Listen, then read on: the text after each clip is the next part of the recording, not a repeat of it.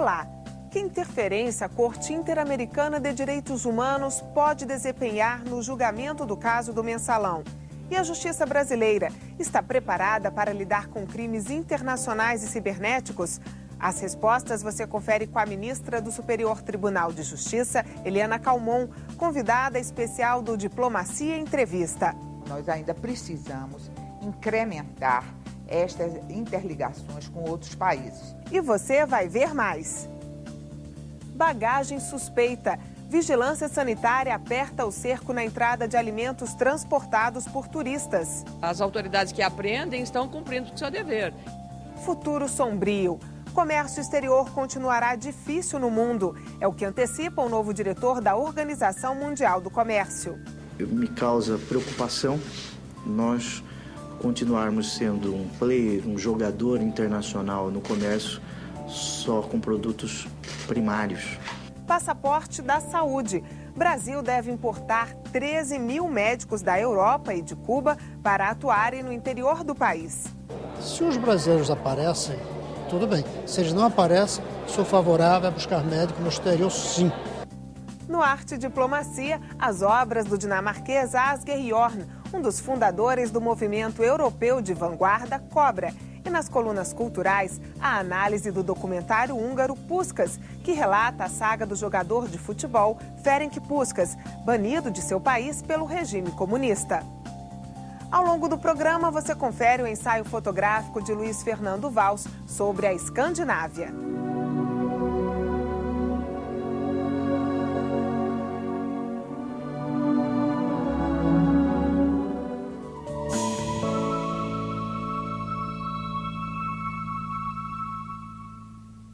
O Parlamento do Mercosul deve voltar a se reunir ainda neste semestre. Sem realizar qualquer sessão desde a crise do ano passado, com o impeachment do ex-presidente Fernando Lugo, do Paraguai, o Parlasul já deve reabrir com a participação da bancada paraguaia e também a da Venezuela, que a partir de julho deve presidir o parlamento.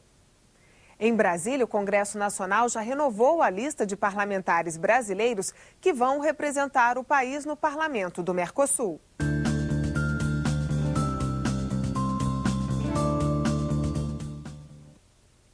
Ao todo, são 37 parlamentares, 27 deputados e 10 senadores, além dos respectivos suplentes.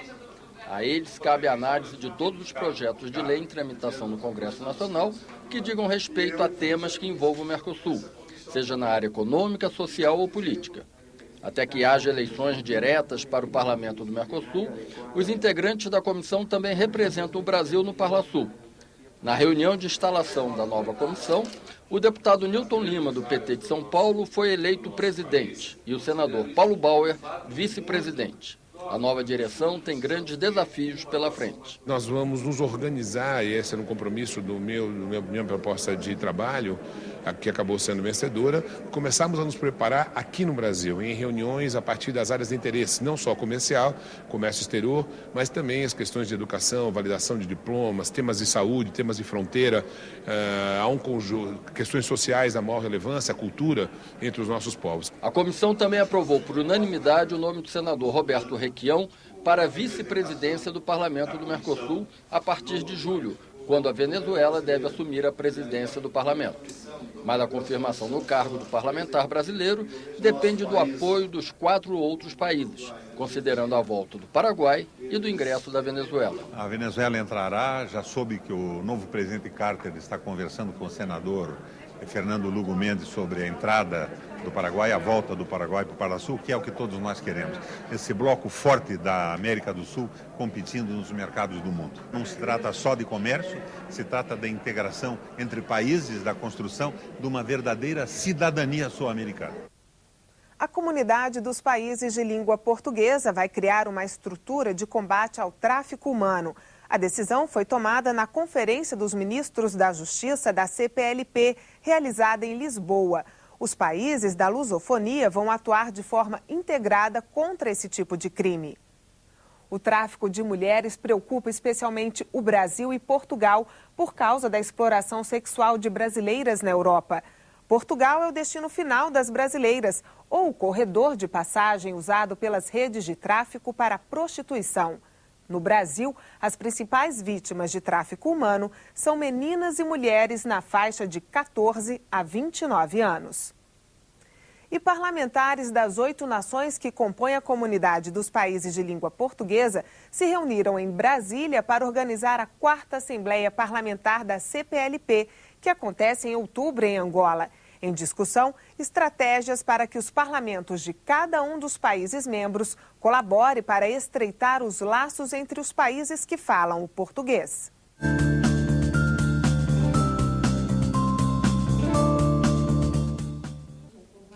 A comunidade dos países de língua portuguesa existe há mais de 20 anos. Em 2007, a organização ganhou um reforço. Parlamentares de Angola, Cabo Verde, Guiné-Bissau, Moçambique, Portugal, São Tomé e Príncipe, Timor-Leste e Brasil decidiram criar a Assembleia Parlamentar da CPLP para trocar experiências, harmonizar legislações e promover a democracia entre os países.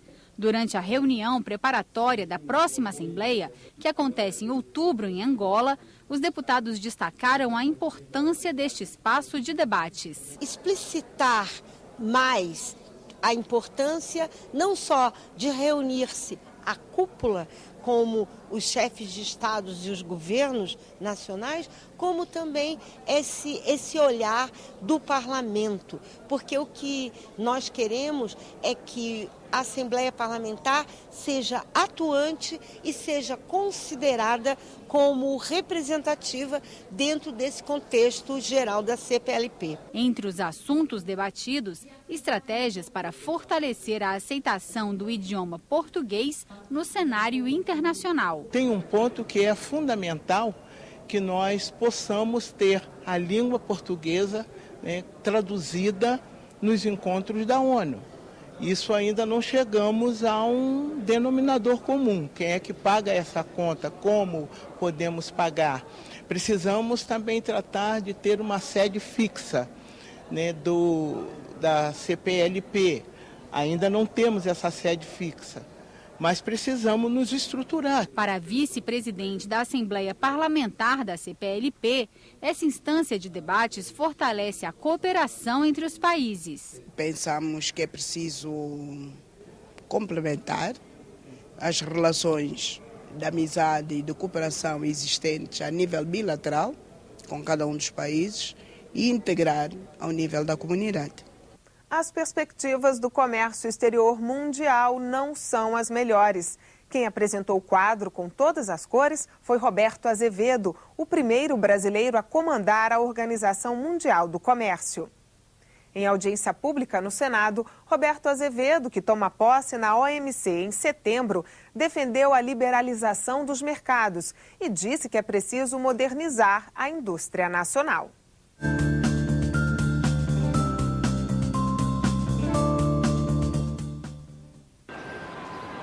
Sediada em Genebra, na Suíça, a Organização Mundial do Comércio estabelece as regras para garantir o equilíbrio das trocas comerciais entre as nações.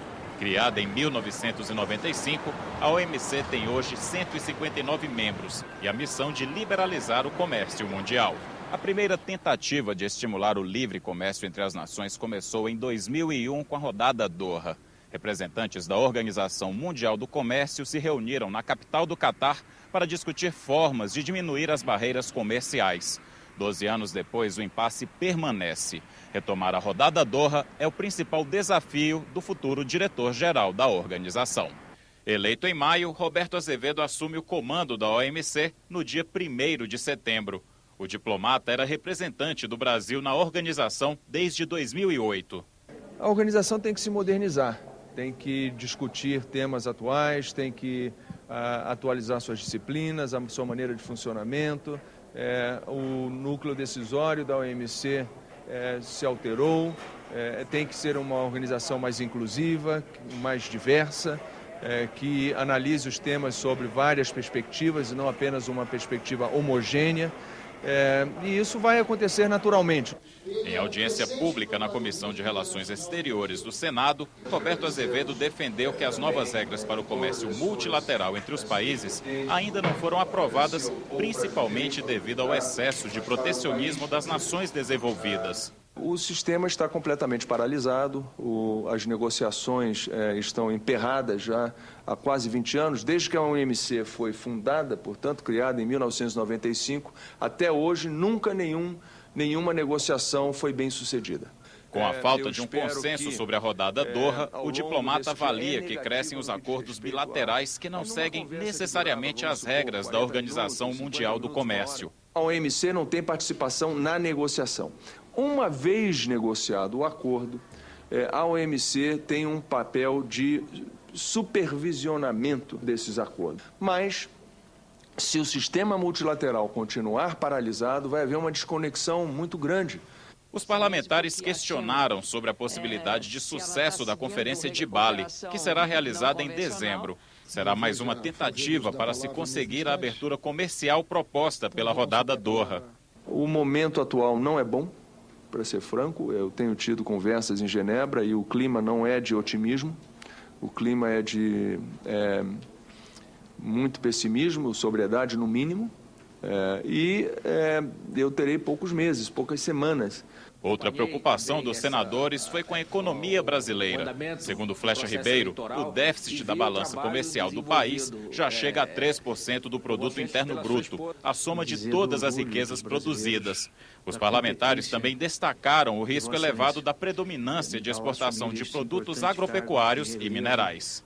Me causa preocupação nós continuarmos sendo um player, um jogador internacional no comércio só com produtos primários. Se houver um espirro na China, nós vamos continuar nessa dependência histórica. Nós temos condição de atuar em todas as frentes. Eu acho que é importante que você migre para uma produção que tenha maior valor agregado. Eu acho que isso seria natural, é fácil, não é difícil, nós temos a tecnologia. O que nós precisamos é ter aquele salto de competitividade. Eu não estaria tão preocupado com o número da balança comercial, eu estaria mais preocupado com a competitividade da indústria. E a competitividade, a meu ver, daqui para frente, ela não vem da velha ideia de baixar custos para baixar o preço, e sim da capacidade de inventar produtos novos para ganhar novas demandas. Nós temos 250 milhões no Brasil, esses telefonezinhos. Não tem um único dos 250 milhões criado no Brasil. Isso aqui deve ter uns 5, 6 milhões, nenhum criado no Brasil.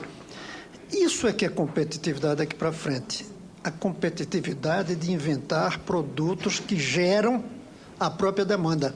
Diante do momento complexo da economia mundial, os senadores comemoraram a eleição do primeiro brasileiro para o comando da OMC, apesar de ele deixar de defender a partir de agora os interesses exclusivamente brasileiros. Há que se enxergar no êxito da candidatura brasileira à OMC todo um longo trabalho de afirmação diplomática do Brasil no exterior, o qual, por sua vez, respalda-se no histórico e recente do nosso país em várias dimensões. A seguir, cuidado com o que você traz em sua mala quando faz viagens internacionais. Em um minuto, a gente está de volta.